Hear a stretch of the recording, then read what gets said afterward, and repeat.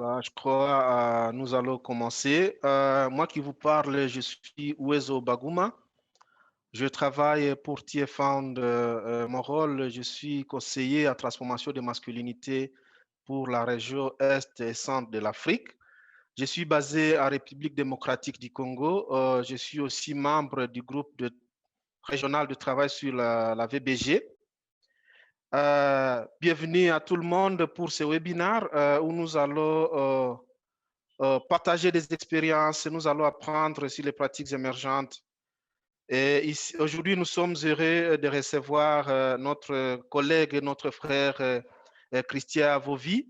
Christian Vovi, il est coordinateur du sous-cluster VBG du Burundi. Il est basé au Burundi, à Bujumbura.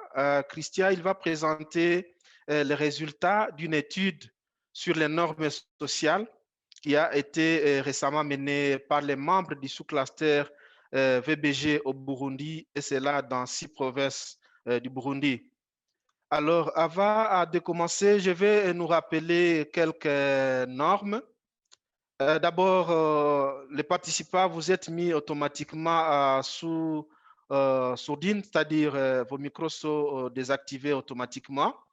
Et donc, nous souhaitons que ça reste désactivé pendant toute la présentation, pendant toute la séance, pour éviter qu'il y ait des bruits et des perturbations lors de la présentation.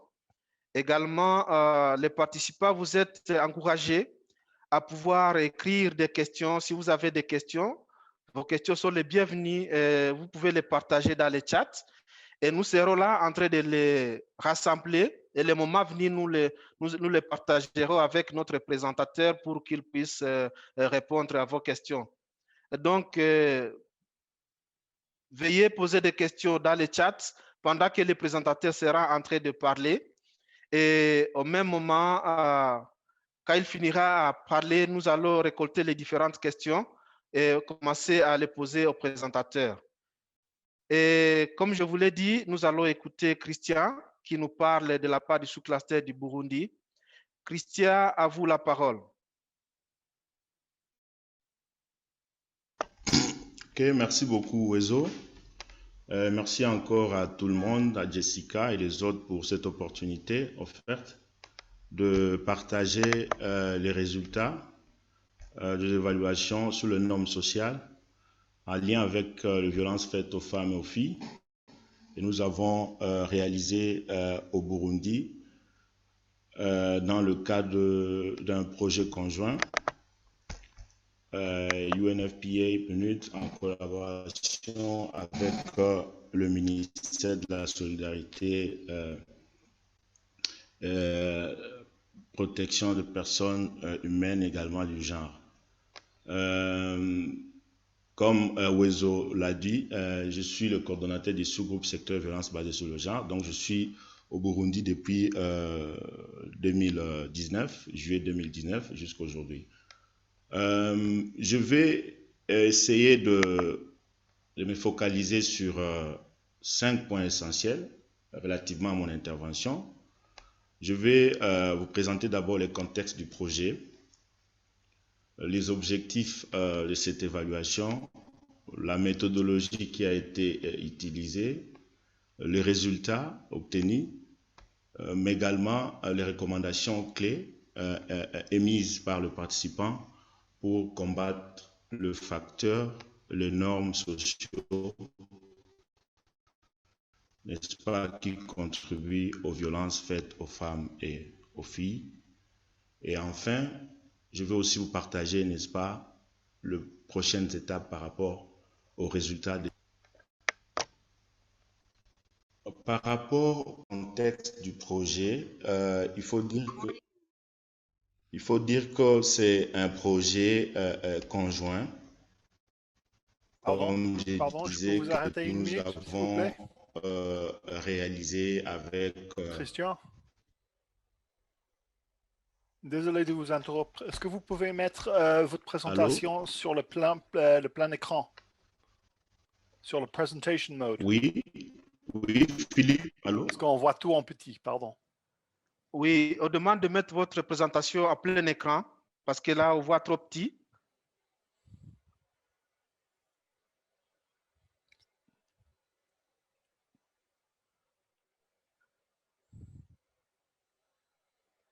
Oui, Christian?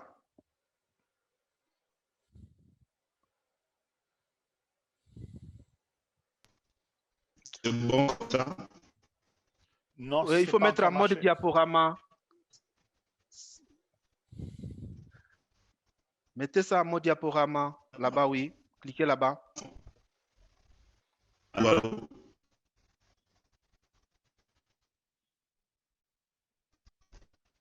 Si vous pouvez cliquer là-bas, ce n'est pas encore effectif. Ok, c'est bon.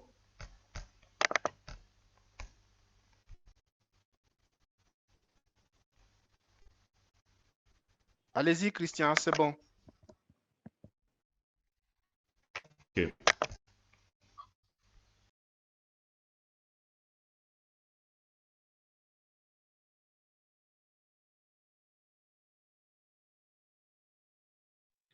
Allô, Christian? On vous a perdu? Allô? Allô, allô? Oui, on a perdu la présentation. On ne voit plus votre écran.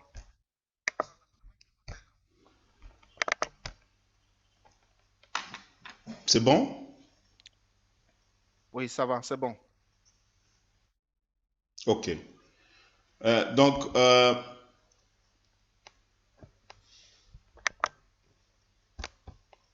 au niveau du contexte, comme je disais, le contexte du projet, je disais tantôt, c'est un projet, c'est une initiative conjointe venue du UNFPA en collaboration avec le ministère de la Solidarité nationale, des Affaires sociales, des droits de la personne humaine et du genre.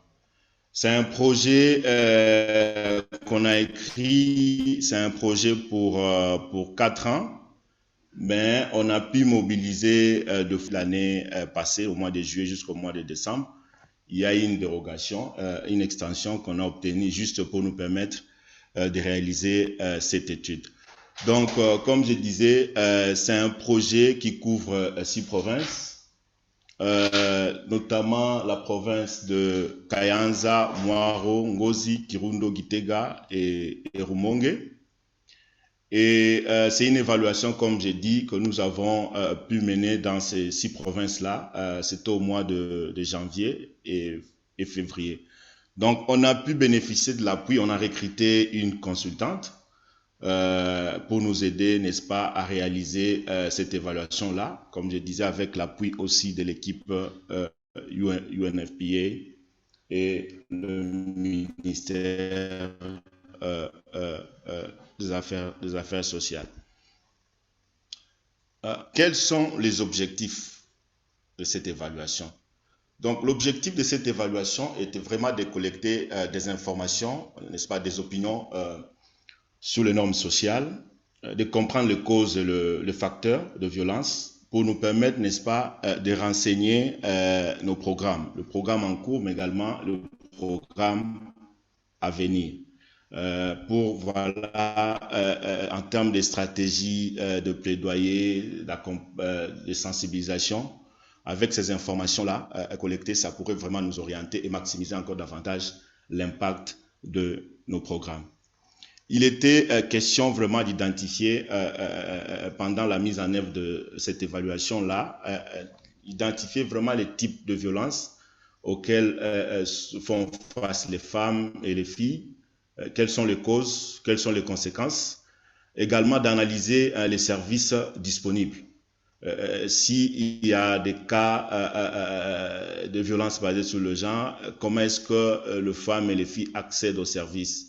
Est-ce qu'il n'y a pas comment dirais-je, de perception par rapport à l'accès aux services pour les femmes survivantes de violences basées sur le genre? Mais également d'analyser quelles sont les perceptions, quelles sont les opinions, quelles sont les préoccupations des communautés en rapport avec les violences faites aux femmes. Que disent les communautés, par exemple, si une femme va chercher les services, si une femme est tabassée par son mari, que disent les communautés? Il était aussi question, par rapport à cette étude-là, d'identifier quels sont les facteurs, les normes sociaux qui contribuent à la violation des droits des femmes et des filles. Mais également de regarder quelle est la dynamique communautaire. Est-ce qu'il y a des actions qui sont prises au niveau de la communauté pour prévenir, n'est-ce pas, et répondre aux violences basées sur le genre? Comment est-ce que la communauté s'engage dans les activités de lutte contre les violences faites aux femmes et aux filles? Mais également, par rapport à cette évaluation, c'est aussi de proposer, comme j'ai dit, quelles sont les recommandations, quels sont le moyen durable, n'est-ce pas, pour prévenir ou combattre ces normes sociales négatives. Au niveau de la méthodologie que nous avons utilisée, il y a eu en fait la revue documentaire. Donc, la revue documentaire nous a permis, n'est-ce pas, de consulter tous les documents disponibles sur les pratiques sociales et culturelles au Burundi. En fait, la revue documentaire nous a permis de clarifier certaines significations, certains termes, n'est-ce pas, qui mettent en évidence des problématiques de violences faites aux femmes et aux filles, ayant pour origine les normes sociales au Burundi. Au-delà de ça, nous avons fait aussi des dessins de terrain où nous avons organisé des entretiens semi-structurés, des discussions de groupes avec les différentes catégories, notamment le groupe de filles, de femmes, les garçons, les hommes, les membres des associations locales, les leaders communautaires, les administrateurs, les chefs de village. Donc, par province, nous avons visité ou enquêté sur 3 communes par province. L'idée était pour chaque province de prendre une commune lointaine, mais également d'organiser aussi des discussions au niveau des chefs-lieux de chaque province. En fait, l'idée était de voir est-ce que les perceptions sont les mêmes au niveau des normes sociales. Est-ce que les gens qui habitent le milieu urbain ont la même perception en termes de normes sociales? Est-ce que les contextes sont les mêmes entre les gens qui habitent des villages lointains et les gens qui habitent les chefs-lieux? Mais également, par rapport au choix des communes, nous avons tenu aussi compte du fait qu'il y a des communes qui accueillent plus de rapatriés. Il y a des communes qui ont des déplacés. Donc ça aussi, ça nous a guidés pour choisir, pour identifier des communes à enquêter. Donc, au total, il y a eu 52 focus groups qui ont été organisés avec 128 femmes, 126 jeunes filles, 130 garçons et 130 hommes qui ont participé à des groupes de discussion. Les entretiens semi-structurés ou individuels que nous avons organisés, ça a touché pratiquement 20 personnes, soit, disons, on a organisé 20 entretiens individuels, ça a touché pratiquement 534 enquêtés. Donc, les données que nous avons collectées sur le terrain, ces données-là ont été traitées en fonction de chaque contenu des entretiens, mais également, nous avons présenté l'analyse des questions en fonction aussi des axes. Donc, il y a eu 5 axes par rapport à cette évaluation. Le premier axe de cette évaluation, c'était de faire l'état des lieux de violence faites aux femmes. Le deuxième axe, c'était par rapport à la prise en charge des survivants de violences de violences basées sur le genre. Le troisième axe, c'était la perception de la communauté en rapport avec les violences faites aux femmes et aux filles. Le quatrième axe, c'était en fait le facteur, les normes sociaux qui contribuent à la violation des droits de femmes et de filles. Le cinquième axe, c'était par rapport à la dynamique communautaire. Donc, c'est en fonction de ces 5 axes que nous avons présenté aussi les résultats de cette évaluation. Quels sont les résultats? Comme je disais tantôt, les résultats sont présentés en fonction de 5 axes.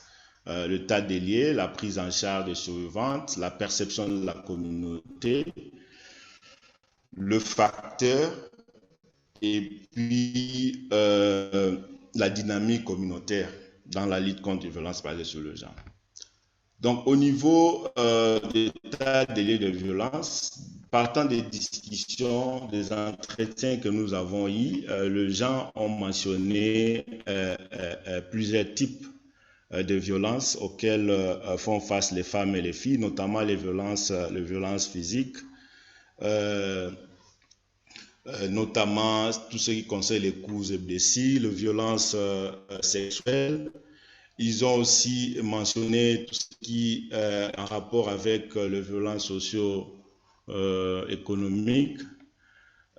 Au niveau des causes, ils ont aussi mentionné pas mal d'éléments, notamment les causes liées à l'immigration, tout ce qui est en rapport avec la consommation de boissons prohibées, la consommation de drogue, le manque d'autonomie des femmes, certains stéréotypes défavorables aux femmes, le fait de manquer de dialogue au sein de ménages.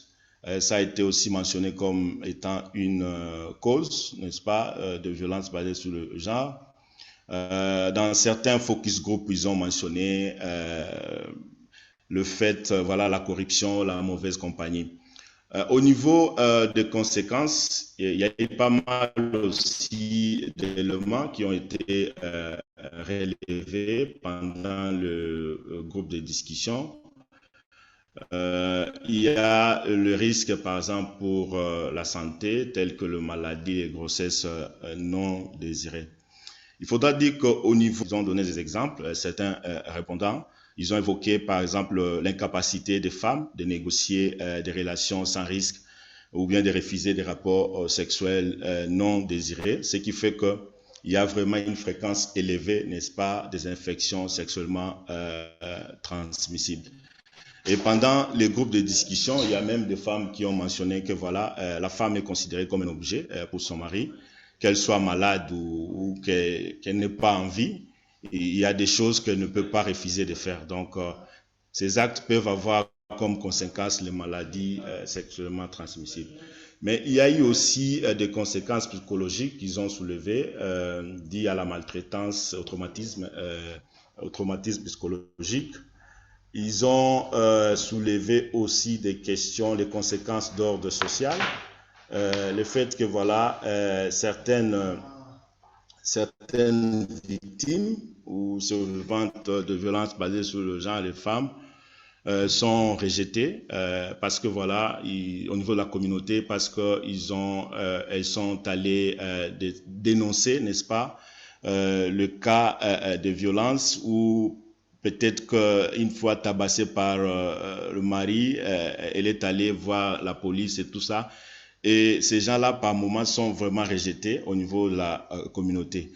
Et ils ont aussi soulevé le fait que, voilà, le fait d'aller dénoncer de violences au niveau de la police, au niveau des structures de prise en charge, ça a occasionné la séparation, les divorces par moment. Au-delà de ça, il y a les conséquences d'ordre économique qui ont été aussi soulevées lors de focus group. Ils ont mentionné que voilà, la prise en charge en elle-même peut occasionner aussi des dépenses que la famille doit supporter. Donc, ce qui fait que voilà, pour des familles pauvres, par exemple, qui n'ont pas de moyens, ces familles-là n'ont pas vraiment la possibilité, n'est-ce pas, de prendre en charge, par exemple, une femme qui est victime de violences basées sur le genre et qui doit bénéficier des soins plus appropriés. Au niveau de la prise en charge, il faudrait dire que au niveau de la prise en charge, il y a plusieurs intervenants qui sont impliqués dans la prise en charge. Les discussions que nous avons eues ont permis de constater que voilà, les premiers intervenants sont effectivement le membre de la famille, la communauté dans ce processus-là de prise en charge. Donc, il y a le fait que voilà, la communauté ou les familles, surtout les voisins, encouragent la victime à porter plainte, et surtout lorsque l'auteur est inconnu. Mais si l'auteur est connu, c'est-à-dire c'est un membre de la famille ou voisin, on privilégie plus l'arrangement à l'amiable. Et ils ont mentionné aussi le fait que pour de violences conjugales, n'est-ce pas, et que le conseil de famille est saisi, ça fait que voilà, on encourage la réconciliation avec l'auteur de violence. Donc, ils ont mentionné que voilà, ces réactions-là de famille et de voisins sont fortement influencées par la mentalité patriarcale, n'est-ce pas?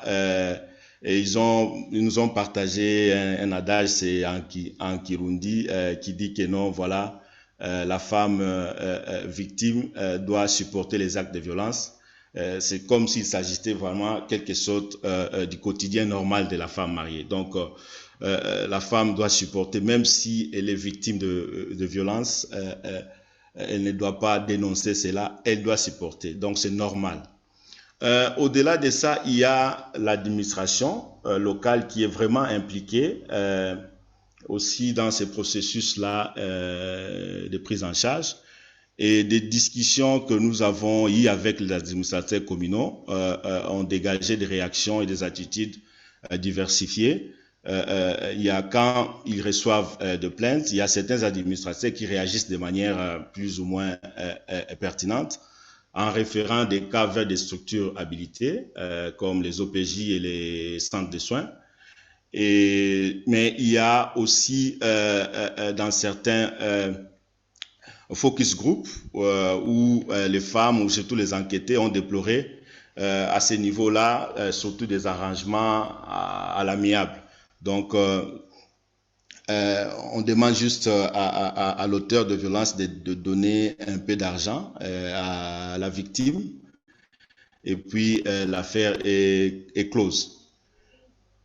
Il y a aussi le gouvernement qui est vraiment impliqué, comme vous le savez, où au Burundi, il y a des structures communautaires qui sont là, qui sont vraiment impliquées dans les sensibilisations, dans la prise en charge, dans la réintégration communautaire, socio-économique des survivantes de violences basées sur le genre. Donc aussi au-delà de ça, il y a le fait que le gouvernement a signé aussi a adopté plusieurs instruments juridiques qui protègent la femme. Il y a la loi de répression, lutte contre les violences faites aux femmes.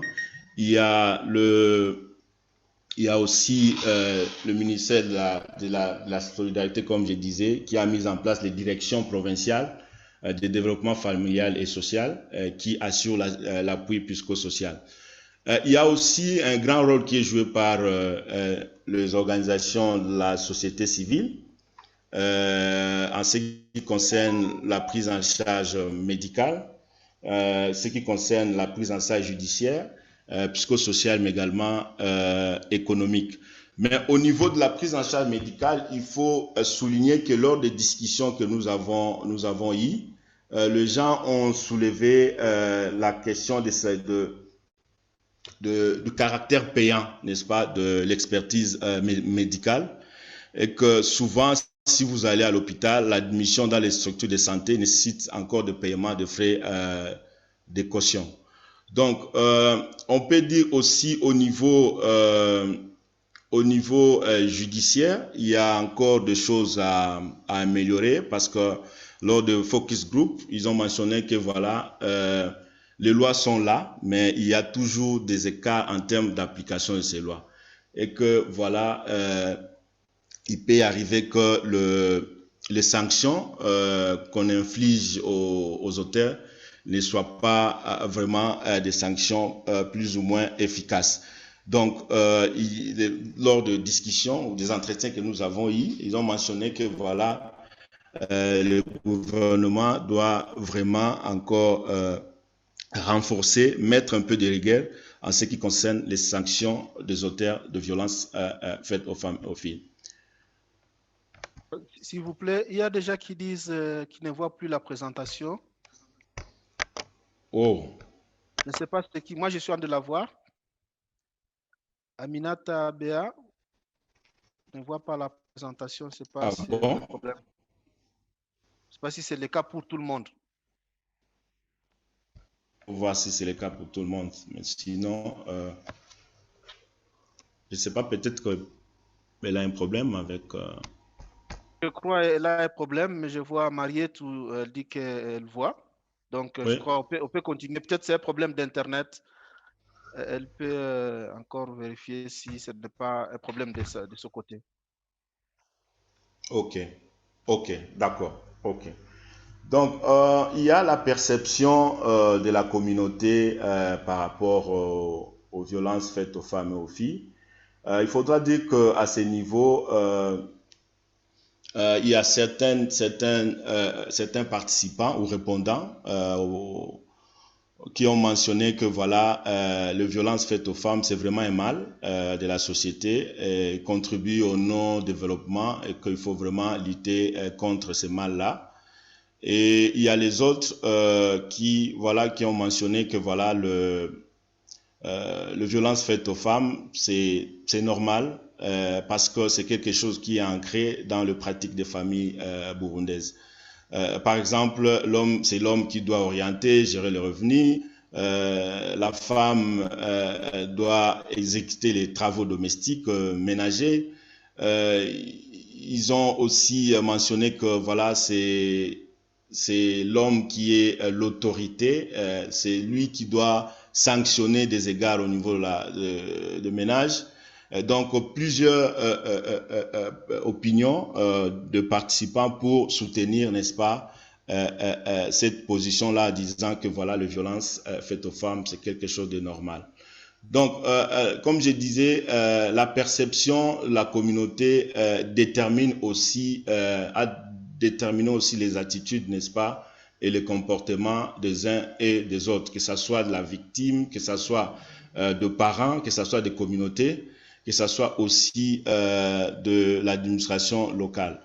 Donc, au niveau des attitudes, du comportement de la victime, on a constaté que la victime a tendance à dénoncer ou à aller vers les services si, par exemple, elle a le soutien de son entourage. Si elle n'a pas le soutien de son entourage, dans la plupart des cas, la victime ne va pas aller chercher les services, ne va pas dénoncer parce que elle sera rejetée, elle sera mal vue au niveau de la communauté. Au-delà de ça, il y a aussi les attitudes, le comportement de parents, n'est-ce pas, de famille envers le victime. Donc là, on a constaté que voilà, il y a quand même de familles qui encouragent, n'est-ce pas, la victime à aller vers les services, à dénoncer les cas, et qui aussi trouvent que voilà, ça c'est un mal de société. Mais il y a aussi des cas où les victimes aimeraient garder le silence, n'est-ce pas, ne pas dénoncer, comme j'ai dit. Et là, ils privilégient plus l'arrangement à l'amiable. Et il y a eu pas mal d'adages qu'ils nous ont partagés pendant les groupes de discussion, voilà, en disant que voilà, par exemple, une jeune fille qui est victime de violences physiques au niveau du ménage et qu'elle veut quitter le foyer, leurs parents lui disent non, voilà, c'est ainsi que fonctionnent tous les ménages, ne te révolte jamais. Donc, il y a des adages, il y a de préceptes, si je peux dire, sociaux, n'est-ce pas, qui encouragent ou contribuent à ces violences-là. Au-delà, il y a le comportement de la communauté que nous avons. Donc, pendant les groupes de discussion que nous avons eu aussi, il y a par exemple certaines violences qui sont relativisées par la communauté, de par la tradition. Il y a par exemple la pratique des kushinga à Mashinga. Cela veut dire que voilà, l'homme a l'obligation de frapper sa femme au moins une fois dans la vie pour lui prouver son pouvoir sur elle. Mais pour le moment, comme on a dit, on a constaté qu'il y a quand même une certaine évolution, n'est-ce pas, au niveau des normes sociales. Il y a quand même comment dirais-je, il y a quand même des communautés aujourd'hui qui essaient un peu d'apporter de l'aide aux victimes. Il y a aussi des autorités administratives qui encouragent aujourd'hui, par exemple, la scolarisation des filles jusqu'à l'université. Donc, il y a quand même des actions plus ou moins visibles qui sont prises, n'est-ce pas, pour prévenir ou du moins lutter contre ces mentalités-là rétrogrades basées sur les normes sociales négatives. Au niveau de facteurs, il faudra dire qu'ils ont soulevé aussi plusieurs facteurs, n'est-ce pas, qui contribuent à la violation des droits des femmes et des filles, notamment la tradition. Comme vous le savez, la société traditionnelle burundaise, c'est vraiment une société patriarcale, c'est-à-dire tout le pouvoir est assigné à l'homme, c'est lui le chef de ménage, c'est lui l'autorité de ménage, c'est lui qui doit sanctionner des égards au sein de ménage. Donc, il y a plusieurs aussi adages qui nous ont été partagés. Par exemple, il y a un adage qui dit à Kirondiké, l'homme est fait pour diriger. La femme, c'est une gardienne du ménage. C'est la personne de l'arrière-cour.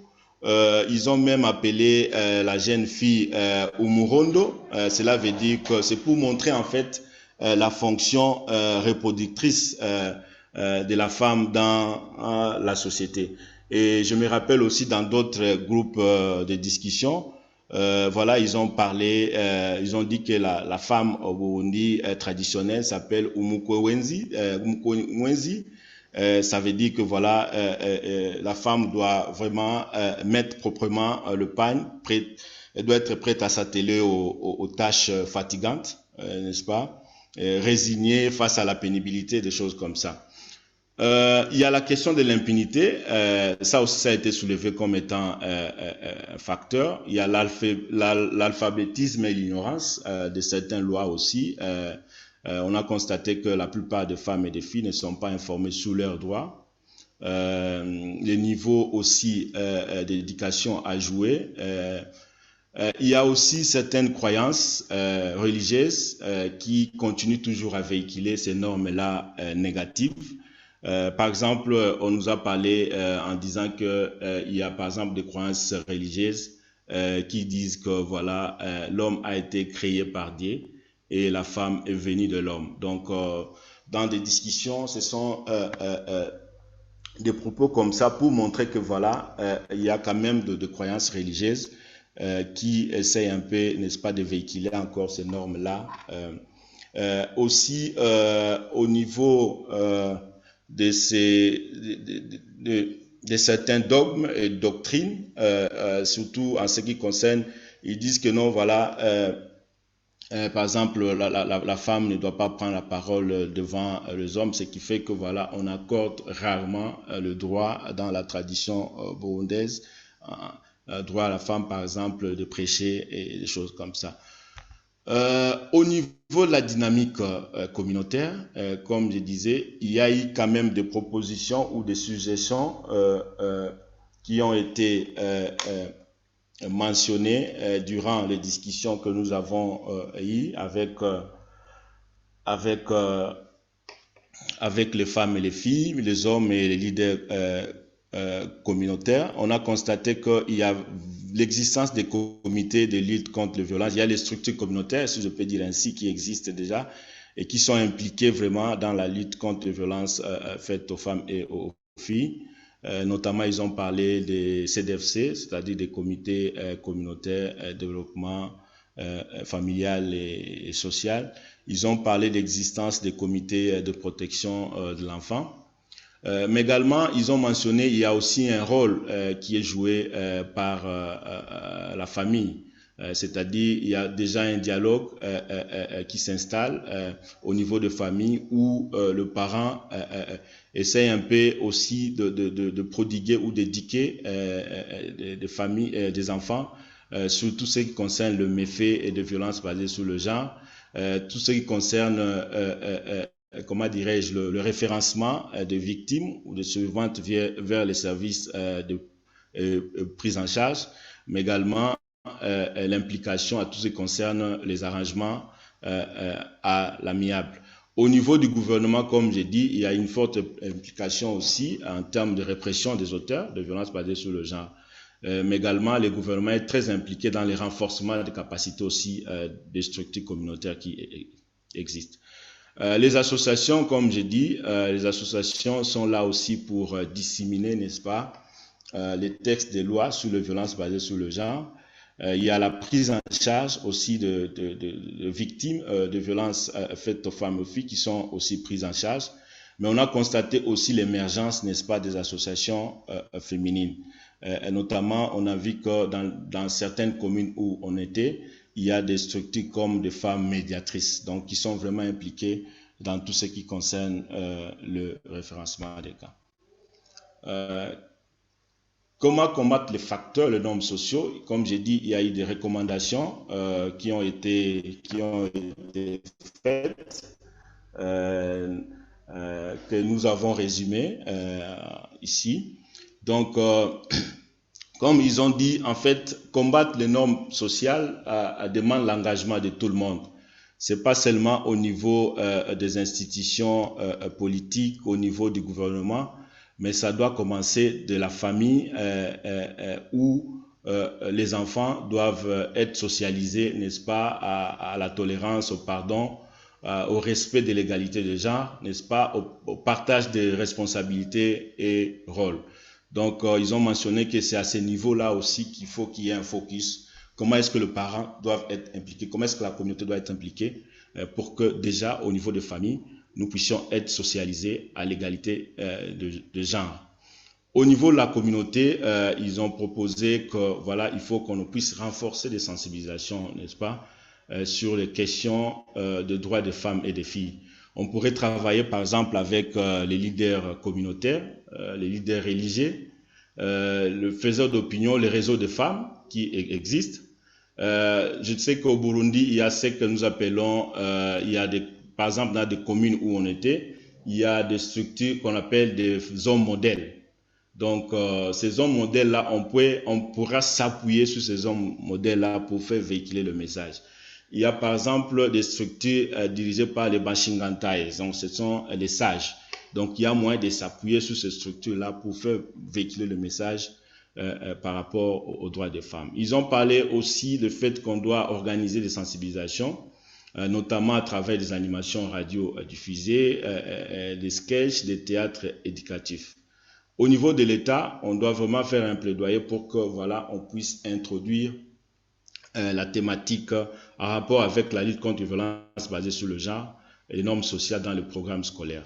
On doit arriver à recycler les usagers, c'est-à-dire les OPJ, le magistrat, pour leur permettre, n'est-ce pas, d'améliorer, n'est-ce pas, les capacités en termes de prise en charge.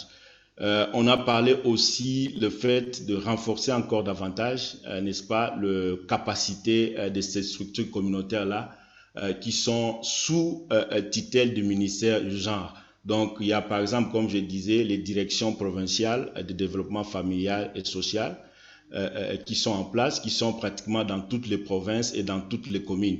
Donc, il y a moyen de s'appuyer sur ces structures-là, de renforcer leurs capacités pour qu'ils soient davantage impliqués dans des sensibilisations, dans le référencement, mais également dans la prise en charge des cas.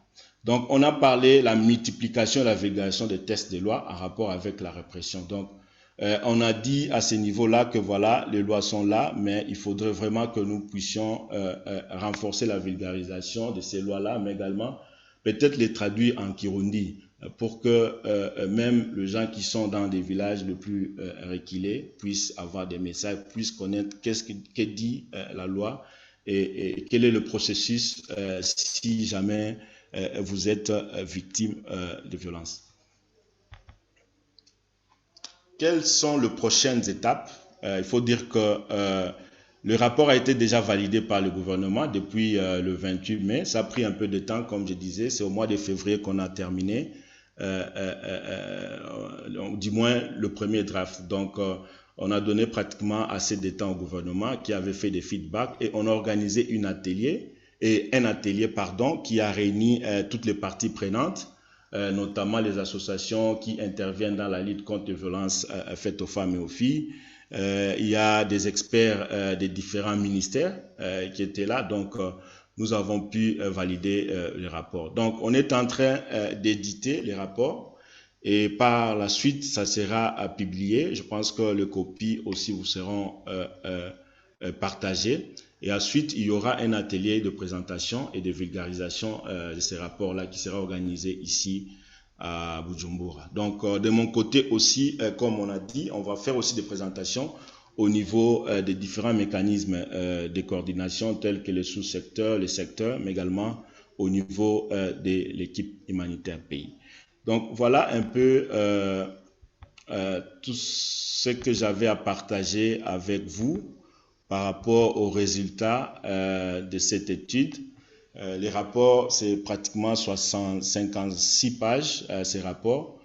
Comme j'ai dit, vous aurez le temps, on va vous partager tous les rapports dès qu'on aura terminé avec l'édition. Donc, merci encore pour votre attention.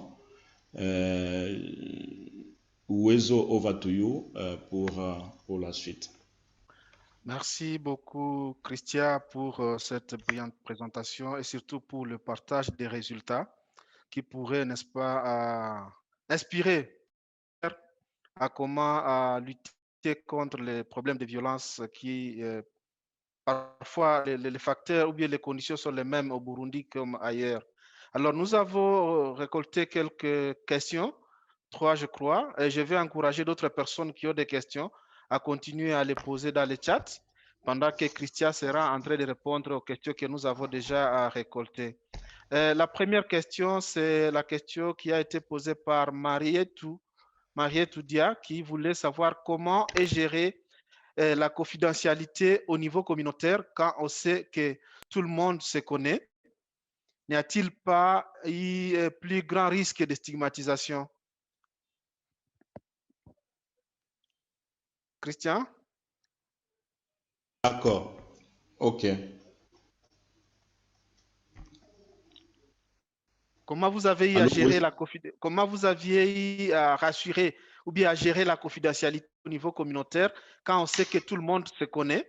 Et n'y a-t-il pas eu un grand risque de stigmatisation? Bon, il faudra dire que par rapport à cette évaluation, avant même que l'équipe soit déployée sur le terrain, parce qu'on s'est appuyé sur le facilitateur communautaire de CDFC, et il y a eu une séance d'orientation qui a été organisée pour voilà, leur montrer quelles sont les techniques que nous devons utiliser pour collecter des informations. Mais également leur partager certains principes que doivent respecter, notamment à tout ce qui concerne la confidentialité. Et nous avons assuré que là où on va faire des discussions, soient vraiment des espaces sécurisés, loin des curiosités des communautés. Et au-delà de ça, comme je disais, que voilà, c'était vraiment quelque chose qui était volontaire. Donc, on a identifié des participants avant même qu'on commence les discussions. Nous leur avons rassuré que voilà, cette participation au focus group, aux entretiens, est vraiment volontaire. Donc, vous pouvez vous dessaisir à tout moment.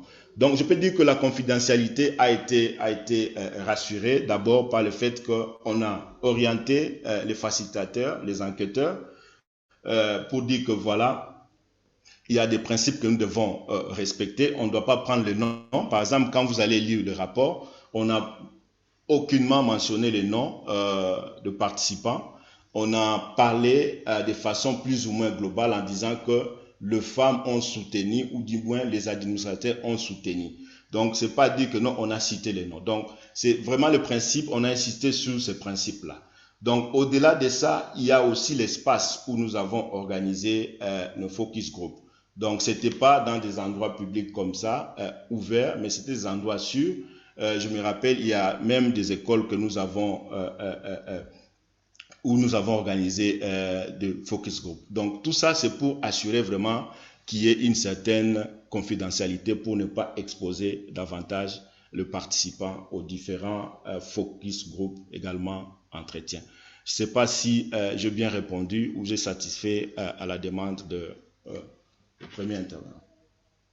Merci pour la réponse, Christian. Peut-être une question similaire à celle-là. Est-ce que vous aviez eu à recourir à un comité éthique avant d'aller dans la communauté pour vous rassurer que vous restez en ligne avec le contexte? Oui, raison pour laquelle nous avons travaillé avec le gouvernement, c'est-à-dire le ministère du genre qui était là, qui avait endossé en fait le processus. Donc, ce qui fait que il y a eu même de lettres d'information qu'on a adressées. Et tu sais, ici au Burundi, c'est tout ce qui concerne l'éthique par rapport aux évaluations, aux études, c'est l'ISTEBU. Donc, il y a eu des correspondances que nous avons adressées à l'ISTEBU. Le ministère de l'Intérieur était même informé. Donc, tout le voyage, toutes les missions que nous avons faites, donc le ministère de l'Intérieur était informé. Donc, tous ces ministères-là étaient informés pour que voilà, nous ne puissions pas être confrontés, n'est-ce pas, à certains obstacles une fois sur terrain. Merci beaucoup. Il y a une autre question, je crois que c'est une question de curiosité, mais on doit quand même la poser. C'est venu de Abedi, Papi Abedi. Papi Abedi veut savoir en termes de terminologie, est-ce qu'on parle de victimes ou de personnes survivantes de VBG et qu'est-ce qui prime? Oui, idéalement, moi je parle de survivantes, mais ici au Burundi, pour se conformer aux directives du gouvernement, et c'était mon frère Papi, c'était une longue discussion que nous avons eue. Moi je parle toujours de survivantes ou de survivants.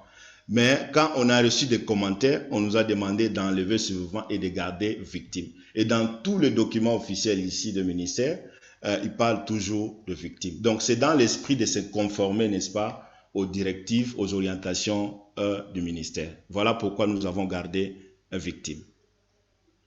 Ok, merci beaucoup. Je crois aussi le mot victime est souvent utilisé dans les contextes juridiques, alors que dans le contexte social, on parle plus des survivants. Donc, ce Voilà. sont toujours des questions qui reviennent, mais je sais que comme vous avez déjà discuté avec Jean Papi Abedi, il a compris. Alors, la dernière question, c'est toujours de Mariette Oudia. Dans le référencement des cas, les structures de santé sont-elles formées sur la prise en charge clinique des cas de viol? Oui, c'est d'ailleurs pratiquement le mandat de UNFPA. Donc, et il y a cela deux semaines, nous avons fait la même formation avec certaines structures de santé sur la prise en charge des cas de viol. Donc, je vous rassure qu'il y a des formations que nous organisons. Si le budget nous le permet, ok, nous organisons ces formations-là. Mais, comme je t'ai dit, nous avons toute une équipe ici, UNFPA, équipe de l'unité santé, qui fait ces formations-là à l'endroit du personnel soignant sur la prise en charge clinique des cas de viol. Oui. Merci beaucoup pour les différentes réponses, Christian. Il y a un commentaire de Marietou qui voulait ajouter à dire, en fait, pour la dépendance économique, bien souvent, la femme a accès aux ressources de production, mais le défi, c'est qu'elle ne les contrôle pas. Donc, c'était juste un commentaire qu'elle a fait pendant que vous étiez en train de vous présenter. Ouais. Et donc, merci beaucoup à tout le monde pour votre participation. Je ne sais pas s'il y a une question qui reste, que nous devons encore, à laquelle nous devons répondre pendant que, comme nous reste encore quelques minutes. Je ne sais pas s'il y a quelqu'un qui a une question.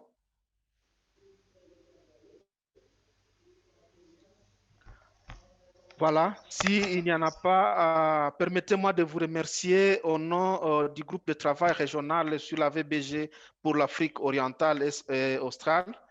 Et donc, je remercie également Christian pour cet esprit de partage. Et on se retrouve, je crois, le mois prochain. Ok. Merci beaucoup, Wezo. Merci beaucoup. Merci à tous les participants aussi. Merci. Je peux Merci faire à une tout le monde. annonce? Pardon, Philippe ici. Merci, Philippe. Non, je voulais juste faire une petite annonce, juste pour dire à tout le monde que la séance est enregistrée. On va vous envoyer le lien aux vidéos. Et si vous voulez bien l'envoyer à vos contacts qui sont intéressés au sujet aussi, ce serait bien. Mais merci beaucoup à tout le monde et nous avons vos adresses email. Merci. Merci beaucoup. Ok, merci beaucoup, Philippe. Ok, bon suite d'après-midi. Bye. Ok, bye. Merci.